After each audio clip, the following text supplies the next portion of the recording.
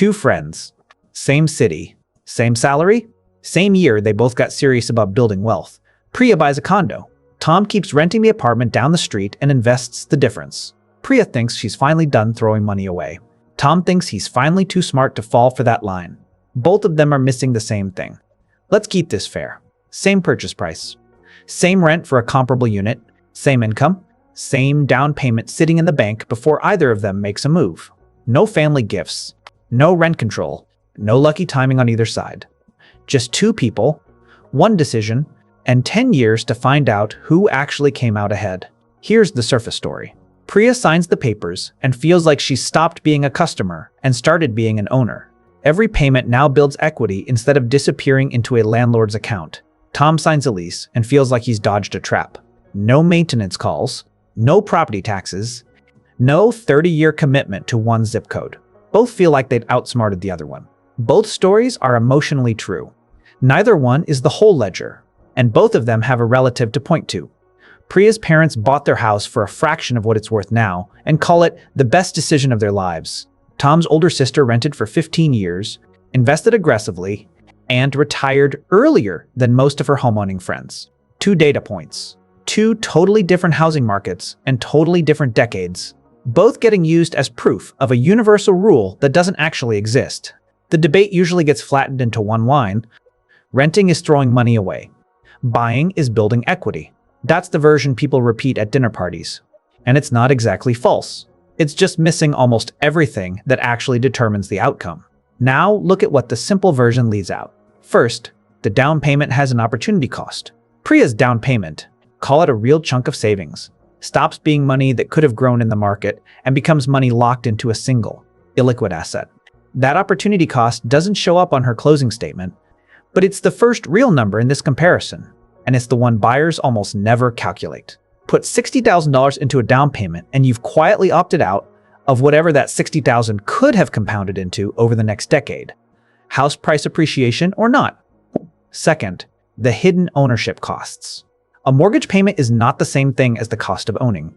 Property taxes, insurance, maintenance, and repairs typically run 1 to 2% of a home's value every single year, whether or not anything breaks. That's real money that never appears in the rent versus mortgage payment comparison people run in their heads, and it quietly erodes a huge chunk of the equity Priya thinks she's building.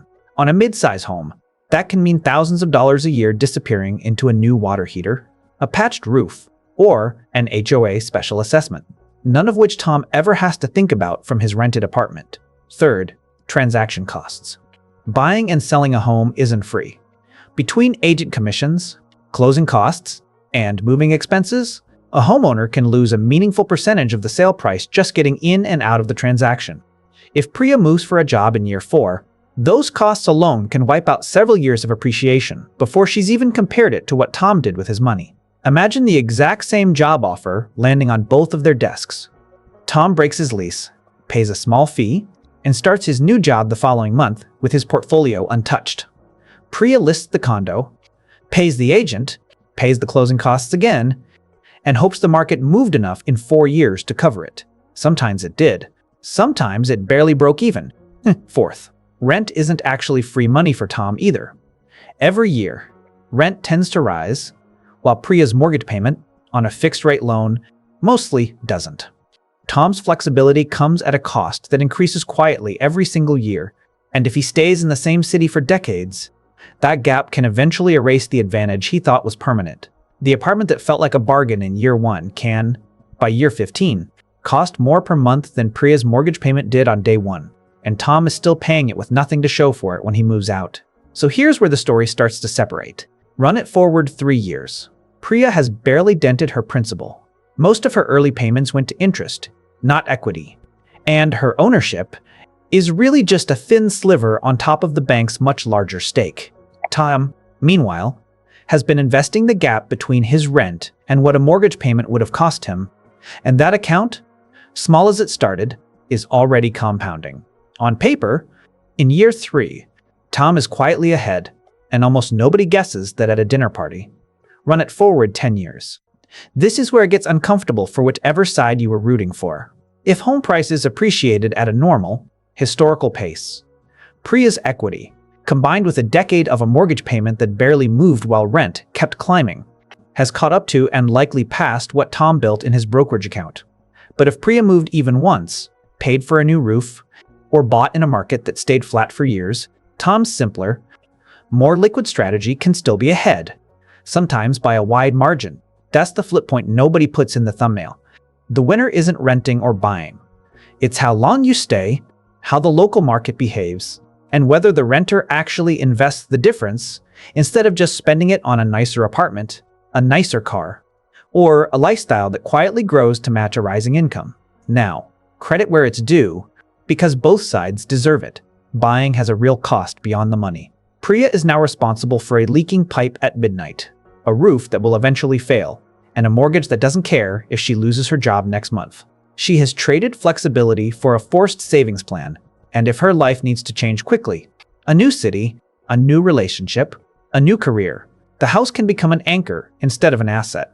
Renting has a real cost too. Tom's plan only works if Tom actually invests the gap instead of upgrading his lifestyle every time his income rises.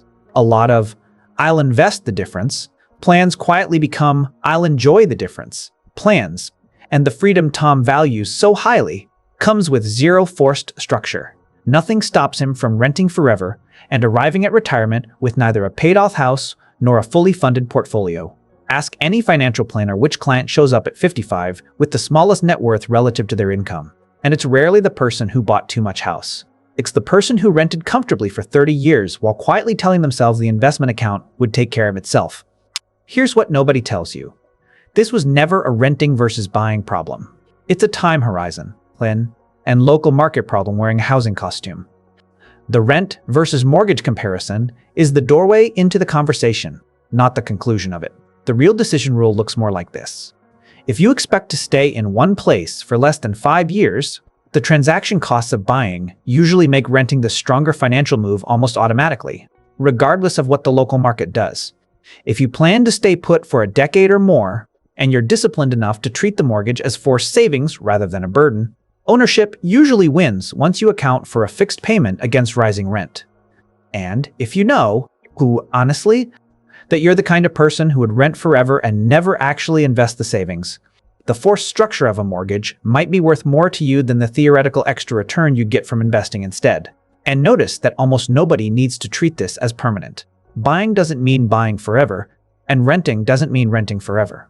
The real skill is rerunning this comparison honestly every few years as your income, your city, and your plans change, instead of defending whichever choice you made once as if it has to be right forever. The real trap was never picking the wrong side of the debate.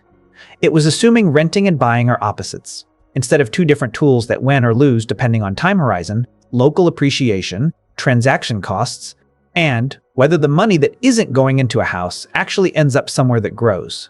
So here's the question worth sitting with. Somewhere in your own life, there's a choice you've defended as obviously smart.